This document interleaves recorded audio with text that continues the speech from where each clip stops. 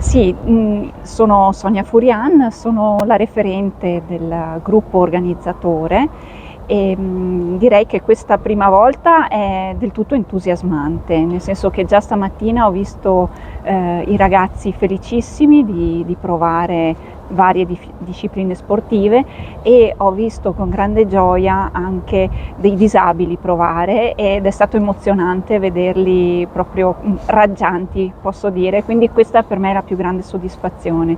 Si tratta, come aveva già accennato, della prima iniziativa, della prima fiera e festa dello sport qui a Conegliano. Si tratta di un'iniziativa molto importante, voluta da una serie di associazioni di Conegliano e anche non, associazioni sportive, associazioni anche legate alla disabilità e dall'amministrazione comunale, in particolar modo dal sindaco Fabio Chies e dal nostro assessore allo sport Primo Longo.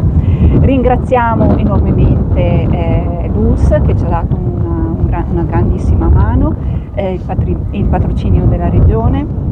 Ringraziamo il CONI che sarà presente qui tra l'altro questa domenica con tutte le premiazioni delle sue associazioni e ecco, per quel che riguarda il programma dell'iniziativa, essa si articola in 3 giornate partendo da oggi, venerdì, poi proseguirà il sabato e la domenica. Segue 3 diverse vie. La prima via è quella che vedete, che non potete vedere oggi, ma sono veramente emozionata.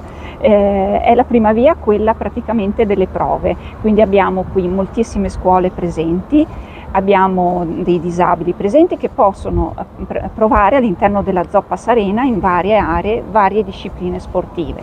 La seconda via invece è quella che si articolerà poi sabato e domenica con varie esibizioni, manifestazioni da parte delle associazioni.